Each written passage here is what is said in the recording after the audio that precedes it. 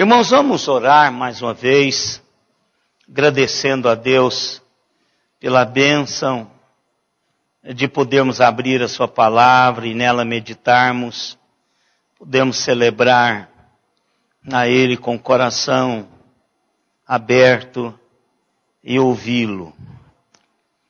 Pai amado, nós queremos mais uma vez agradecer o Senhor por esse tempo precioso que nós temos aqui junto uns com os outros e todos nós na Tua presença. A nossa oração é, ó Deus, que o Senhor olhe para cada um de nós e fale profundamente aos nossos corações. Nós precisamos, ó Deus, desse trabalhar efetivo do Senhor. O Senhor sabe das nossas necessidades.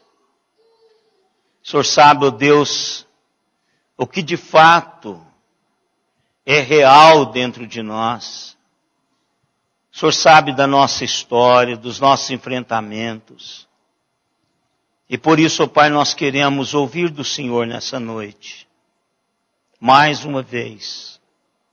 Através da Tua palavra. E que Teu Espírito Santo ministre a cada um de nós. Abençoe, Senhor, igualmente aqueles que estão conectados conosco via internet. Que Teu Espírito Santo trabalhe o coração de cada um deles. Em nome de Jesus é que nós te pedimos isto. Amém, Senhor. Amém. Irmãos, vamos abrir as nossas Bíblias, Mateus capítulo 12. Mateus traz uma realidade maravilhosa de que nosso Deus tem operado de uma maneira que os homens têm recebido esse trabalhar de Deus todo o tempo. Mas às vezes nós perdemos isso de perspectiva e agimos na vida como que se a instituição, as coisas que nós estabelecemos como ação de Deus é que são prioritárias. E nós perdemos esse enfoque de Deus para a vida e principalmente o enfoque dado através da existência de Jesus. Que Jesus é a expressão exata do mover de Deus em direção aos homens, a mim e a você. E a minha preocupação, irmãos, com essa nova onda da eclesiologia, esse reestudo, essa roupagem nova do conceito de igreja, é nós perdermos isto. É perdermos esse toque de Deus em direção às pessoas. É nos transformarmos numa organização que não se preocupa mais com as pessoas. E às vezes a gente observa isso no agir da igreja, nos bastidores, nas entrelinhas da igreja, quando a igreja começa nessa interação de membros, começa a agir não como igreja, e brigarmos, batalharmos e agredirmos uns aos outros, perdendo a perspectiva do reino. Então eu queria pensar com os irmãos um pouquinho sobre esse texto, e tirar desse texto e do seu contexto imediato, tanto no Evangelho de Mateus, quanto Marcos e Lucas, que tem textos correlatos e abordam dentro desse contexto realidades que vai dar a Jesus Cristo um campo de ação e dar a mim e a você a percepção de qual é a visão de Jesus com relação às pessoas. Então eu queria pensar com os irmãos um pouco sobre essa porção das Escrituras.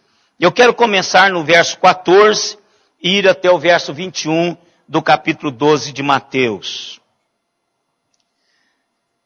Retirando-se, porém, os fariseus conspiravam contra ele sobre como lhe tiraria a vida.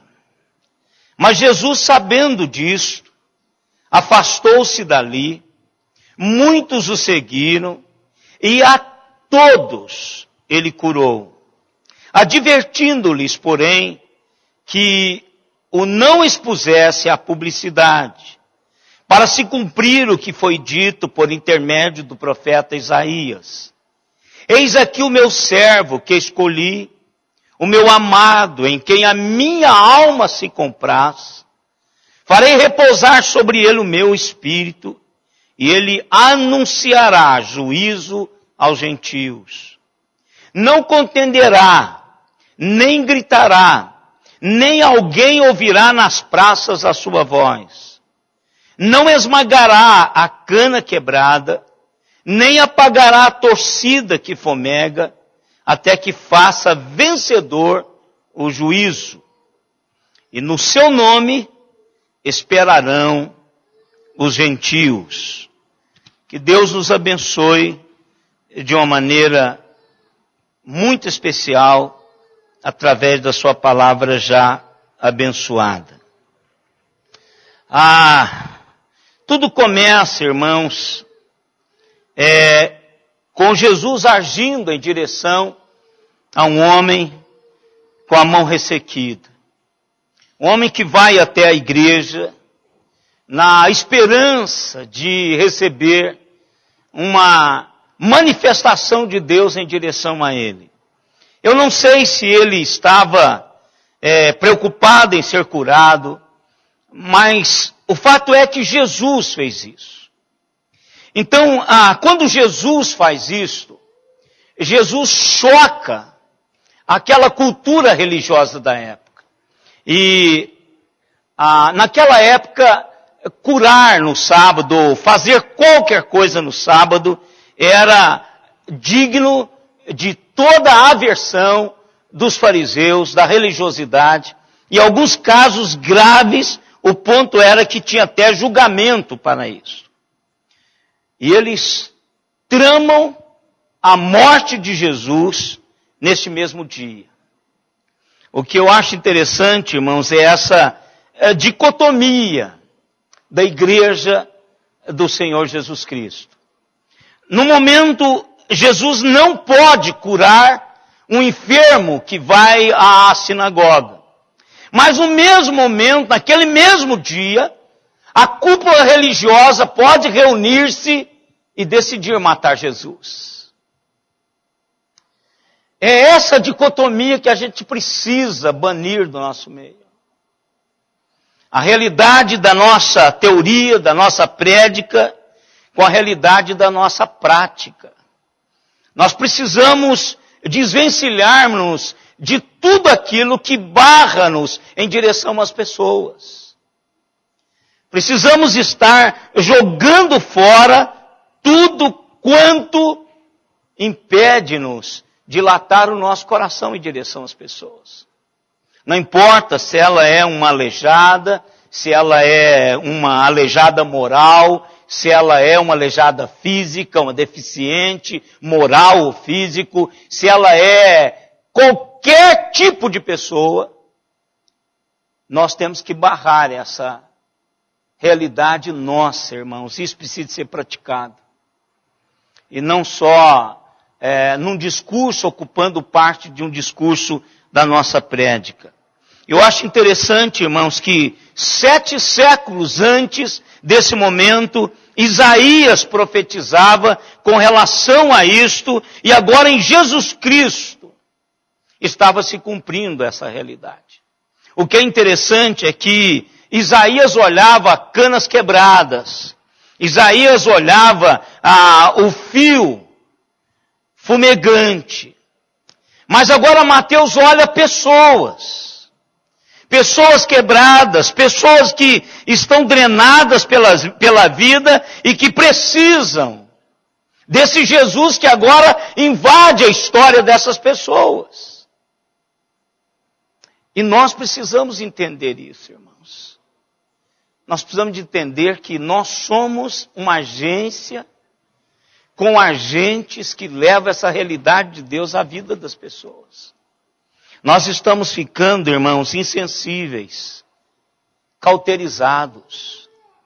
Eu, essa semana, várias vezes mostrei para Simone, meu coração dilatou em direção a um punhado de pessoas mal cheirosas, que eu chegava e dizia, Senhor, como é que pode uma vida humana, amada pelo Senhor, foi pago um preço pela alma dessa pessoa, e ela vivendo uma subvida,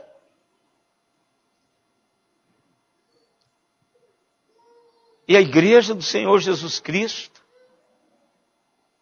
está construindo templos nababescos, usufruindo de tudo isso, trocando a misericórdia pela pompa.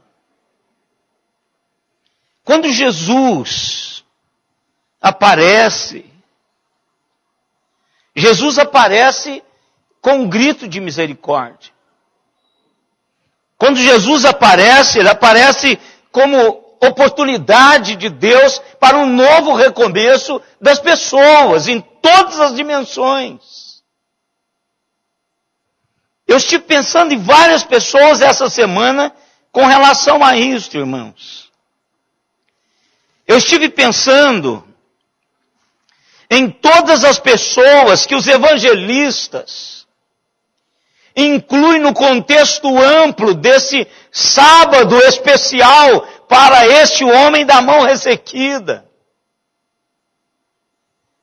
Eu comecei a pensar nessas pessoas e fiquei cogitando comigo mesmo o posicionamento de cada uma dessas pessoas, ao serem confrontadas pelos fariseus, pela instituição da igreja, por aquela leitura de igreja que não era a igreja que estava no coração de Jesus.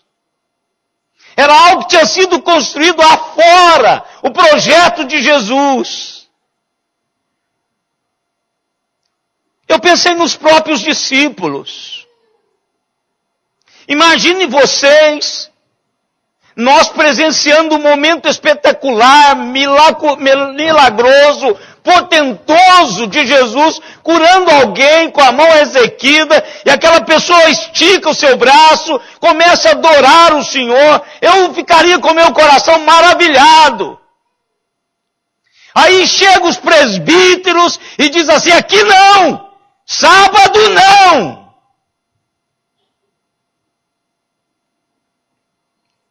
Na igreja presbiteriana não!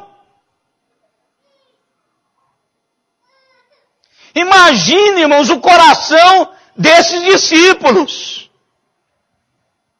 Seu mestre, Jesus Cristo, o Filho de Deus, cura aqueles que estavam revestidos de autoridade religiosa, chega e diz, aqui não, hoje não. São pessoas quebradas. O próprio homem, da mão atrofiada. Por que é que ele estava no sábado na sinagoga? Talvez ele não tenha ido para ser curado da sua mão ressequida, mas à procura de uma mão amiga, uma mão fraterna, um abraço. Alguém que pudesse dizer para ele assim, olha meu irmão, estou aqui, se você precisar da minha mão direita, a que você não tem, conte comigo.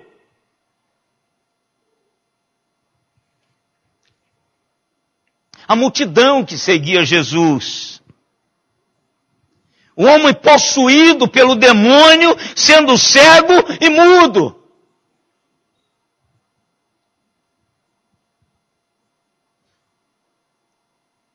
Essas pessoas representam exatamente a cana quebrada.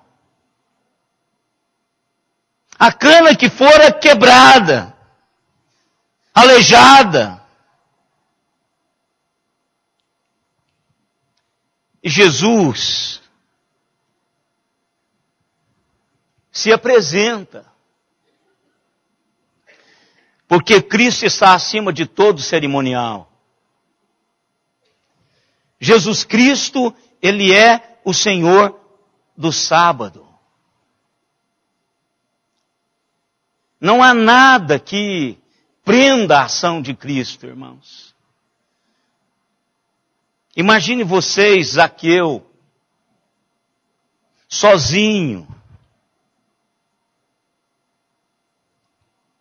Subiu naquele sicômoro com esforço para ver Jesus. Jesus aproxima dele e diz, desce, eu vou jantar na sua casa hoje.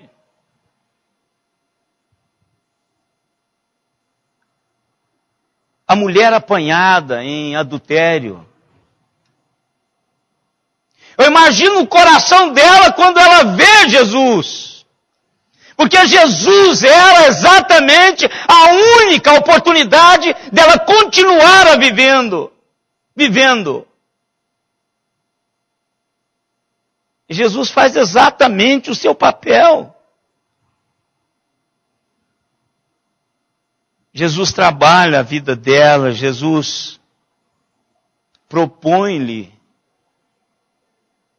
o reino e o postulado do reino. Vá e não peques mais.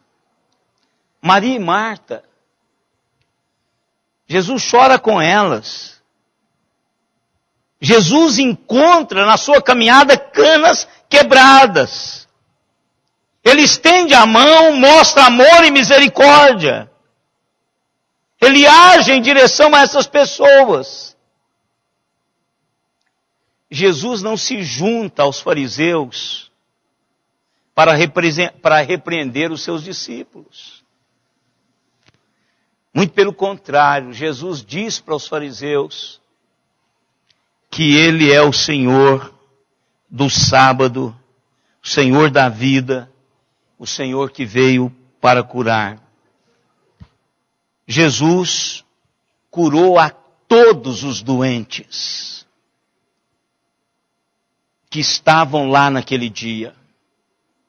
Eu gosto desse texto de Mateus porque ele fala assim, a todos ele curou. Deus em Cristo Jesus se manifestou naquele dia de uma maneira especial e trabalhou poderosamente em direção a essas pessoas. O que eu quero dizer para os irmãos nessa noite é que Jesus não mudou. O mundo pode lançar as canas quebradas fora, mas a igreja foi construída, institucionalizada, colocada no planeta para abençoar as pessoas, por Jesus. Não é pela igreja presbiteriana, não é para nenhuma denominação, mas Jesus Cristo colocou a mim e a você aqui para abençoar essas pessoas. E nós precisamos de novo, irmãos, construir no nosso coração sensibilidade em direção a essas pessoas. Não só as que entram aqui, mas as que nós encontramos enquanto estamos indo.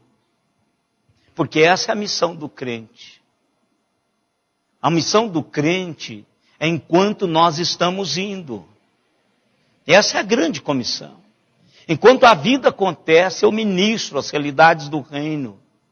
Aqui nós só nos reunimos para um momento congregacional de adoração e aprendizado, instrução da palavra. Mas a prática dessa realidade é a partir de amanhã, na rua, no escritório, na faculdade, nos nossos encontros e desencontros da vida. Então é lá que nós vamos traduzir esse amor de Deus para comigo e para com você. Jesus ainda diz, vinde a mim todos que estáis cansados e sobrecarregados, e eu vos aliviarei. Esse é o eco da voz de Jesus. Se alguém tem sede, venha a mim e beba. Jesus Cristo, irmãos, está dizendo para mim e para você que não há tempo ou lugar que seja tão sagrado que não possa ser usado para ajudar as pessoas. Pessoas quebradas, humilhadas, onde as suas vidas estão sendo drenadas. E Ele chama a sua igreja para estancar a hemorragia existencial da gente que cruza com a gente, comigo e com você, que já experimentamos o estancar de Deus na minha e na sua história. Não há um lugar, nem um tempo, que seja tão sagrado que não possa ser usado para ajudar as pessoas. Nós acabamos a última estrofe do último canto. Eu guardei que o Senhor seja primeiro. Eu nunca vi uma coisa tão irreal na nossa vida do que o que nós acabamos de cantar. Às vezes não tem sido, irmãos, o nosso tempo não tem sido para Deus em primeiro lugar. A nossa missão enquanto agentes de Deus no mundo para alcançar essas canas quebradas, nós estamos deixando para depois. Nosso trabalho tem sido prioritário, mas não o trabalho do reino. Mas também o texto fala da chama fumegante. Já disse que eu fui criado e numa época em lamparina, aquela lamparina querosene, ela era muito presente na minha casa. Eu estudei maior parte da minha infância, eu estudei à noite com lamparina. Então, quando eu vejo essa figura, eu leio sobre essa figura, que a torcida que fumega não será apagada pelo Senhor. Eu conheço essa figura. E conheço bem porque, às vezes, nós não tínhamos dinheiro suficiente para comprar o querosene, para que a lamparina ficasse o tempo todo acesa.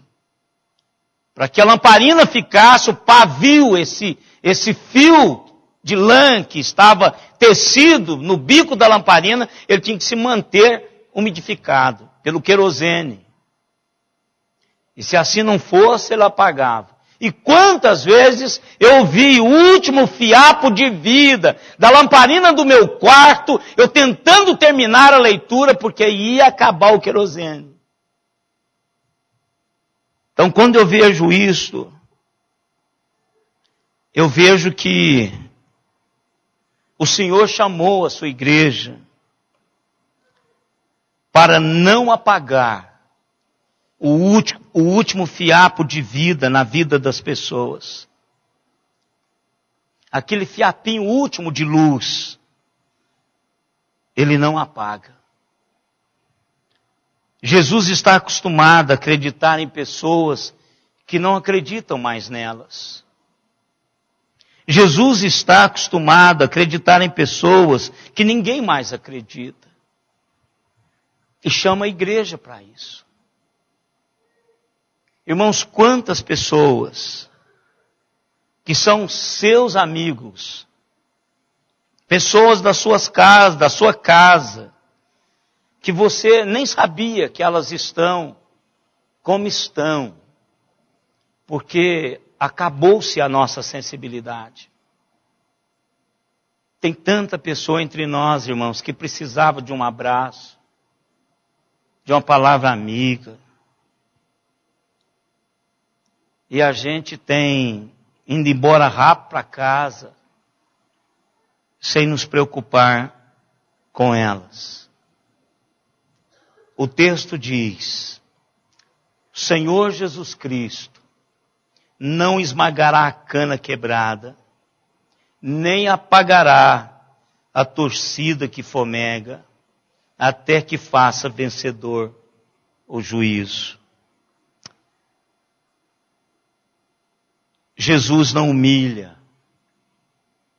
Ele não expõe ao ridículo as pessoas que com ele se encontram. Não se promoverá às custas delas, mas ele traz sempre aquilo que ela está precisando. Irmãos, hoje eu entendo que esta é a minha, a sua mensagem. Nós estamos fugindo disso. E é muito fácil fugir dessa realidade. Porque quando nós nos preocupamos, nós nos envolvemos com essas pessoas. Requer tempo e nós não queremos ser incomodados. E às vezes nem visitados nós queremos. Não me incomode, que eu também não vou incomodar você. E aí os fiapos de vida estão no nosso condomínio. Não é essa prisão fechada que você paga para ficar preso. Você não sabe o que está do outro lado, pessoas doentes. Aí você fica sabendo quando ela suicida-se. Ou quando ela toma um medicamento tão forte, você diz, ela está tão esquisita. Não, é porque ela teve um pico aí, teve que... Mas mora ao seu lado e você não liga, você entra no seu carro de manhã, vai para o seu trabalho. Quando você volta à noite, você não vê ninguém, não tem problema, é assim que é a vida. Na igreja é a mesma coisa. Mas não foi assim que Jesus fez. Jesus não descartou a cana quebrada. E Jesus não pôs o dedo no fiapo de vida que ainda existia no pavio que fumegava. Jesus vai ao encontro dessas pessoas, mesmo se expondo, e a todos ele socorreu. Agora é a vez da igreja. É a minha e a sua vez. É irmos até onde essas pessoas estão. Alguns virão aqui, como o homem da mão ressequida. Mas outras, nós temos que ir até onde elas estão. E a gente encontra com elas por todos os lugares. 7 séculos dividiram Isaías e Mateus. Isaías olhou para a frente, Mateus olhou para trás. E a visão deles se encontram em Jesus Cristo. Isaías pensou em cana, Mateus pensou em homens. Ambos olhando para Jesus. Dizendo que a esperança dos sem esperança é Jesus Cristo. E o que eu acho, como Espírito Santo de Deus, como eu vejo, como o Espírito Santo de Deus trabalha de uma maneira maravilhosa. Todos nós sabemos que Mateus escreve o seu evangelho para mostrar aos judeus que Jesus Cristo era o Messias. Então Mateus era escrito para judeu. E aí no finalzinho desse capítulo, desse versículo 21, Mateus inclui assim: e no seu nome esperarão os gentios. Ou seja, Jesus Cristo é a esperança daqueles que não têm mais esperança. Porque aos judeus foi dado os oráculos eternos. E os gentios era apenas combustível para o inferno. E todos os gentios, em Jesus Cristo, têm esperança. Irmãos, é um ministério sobremodo excelente. E na linguagem dos Salmos, nós muitas vezes não compreendemos essa linguagem, porque ela é muito, mas muito profunda. Mas é o que Deus quer que comecemos a fazer. Olhe para as canas quebradas. Olhe para os pavios que estão com o seu fiapo último de vida. E comece a falar de Jesus. Comece a dizer para essas pessoas que em Jesus Cristo há esperança. Que em Jesus Cristo nós podemos usufruir da vida e vida abundante. Eu não sei como está seu coração hoje, mas eu quero dizer para você que Jesus Cristo conhece o seu coração, seus medos. Hoje de manhã eu gosto de ouvir, assistir aquele desenho animado enquanto eu tomo café, que passa na Record, falando sobre Jesus. E hoje a figurinha lá representava Pedro, diz assim para um jovem: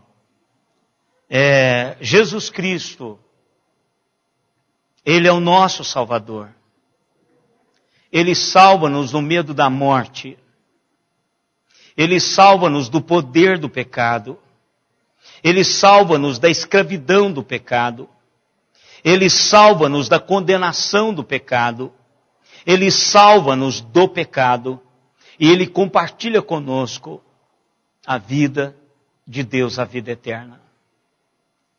Irmãos, é esta mensagem que os quebrados precisam ouvir. Os mal cheirosos da vida. Os deficientes físicos, mentais, emocionais. Pessoas que estão por todo lado à nossa volta.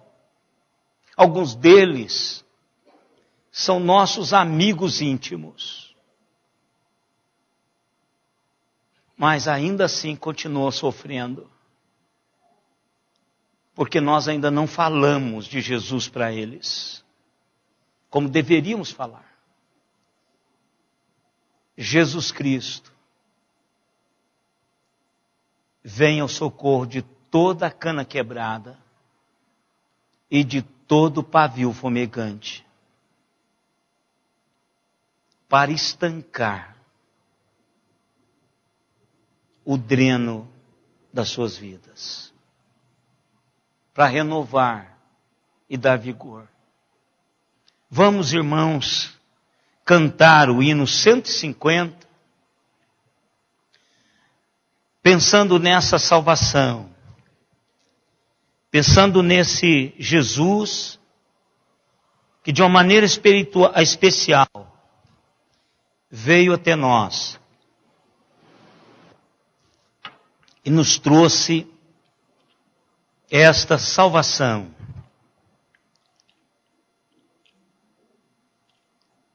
Eu gosto muito desse hino. Livres do medo, já resgatados, Cristo morreu por nossos pecados. Na cruz, o pacto se fez. Fomos remidos de uma vez. Vamos nos colocar em pé, irmãos, e cantarmos este hino.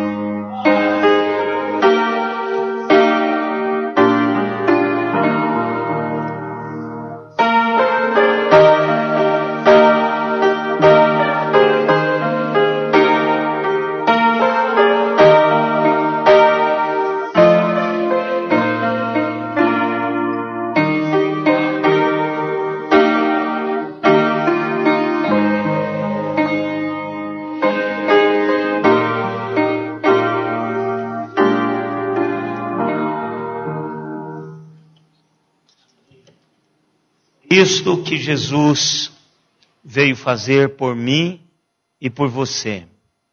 Não mais nudez, mas agora revestiu-nos com roupagem lavadas e alvejadas no seu sangue.